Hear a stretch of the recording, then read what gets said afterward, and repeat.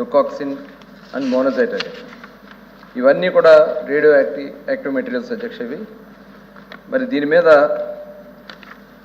ట్రాన్స్వోల్డ్ garnet India private limited అనే వాళ్ళతో వాళ్ళు ఒక మల్టీనేషనల్ కంపెనీతో టైఅప్ అయ్యి ఆ కార్యక్రమాన్ని స్టార్ట్ చేశారు అధ్యక్ష.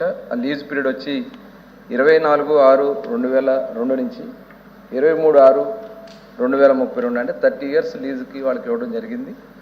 అయితే తర్వాత వాళ్ళు ఏంటంటే ఓన్లీ వాళ్ళు చేయడానికి గార్నెట్ మట్టుకే తీయాలనేది వాళ్ళకు ఉన్నటువంటి అగ్రిమెంట్ అధ్యక్ష.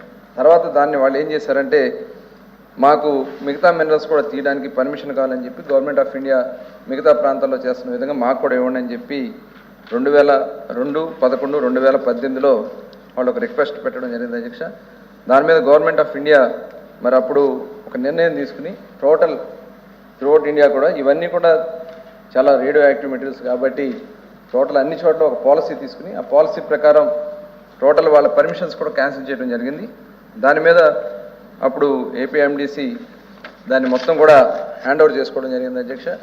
హ్యాండ్ ఓవర్ చేసుకుని ఆ రోజున అక్కడ ఉన్నటువంటి మెటీరియల్ అంతా కూడా ఒక ఎస్టిమేట్ చేసి పెట్టుకొని ఏపీఎండిసి ఆధ్వర్యంలో దాన్ని ఆధీనంలో తీసుకోవడం జరిగింది. అయితే రీసెంట్గా ఎందుకంటే లాస్ట్ గవర్నమెంట్లో ఏదైనా పొరపాటు జరిగి ఉండొచ్చు, అక్కడ ఉన్నటువంటి ఎమ్మెల్యే గారు కూడా ఒక రిప్రజెంటేషన్ కూడా ఇవ్వడం కూడా జరిగింది. ఎందుకంటే అక్కడ కొంత ఇల్లీగల్గా అక్కడి నుంచి ఎత్తుకుపోతా ఉన్నారు ఆ ఫ్యాక్టరీ ప్రిమిసెస్లోంచే ఆ మెటీరియల్. అంటే దాంట్లో ఇంకా డివైడ్ చేయలేదు ఇక బీచ్ శాండ్ అంతా తీసుకొచ్చి ఒక స్టాక్ కింద పెట్టారు. మన వాళ్ళు అదంతా కూడా క్యాలిక్యులేట్ చేసి పెట్టారు.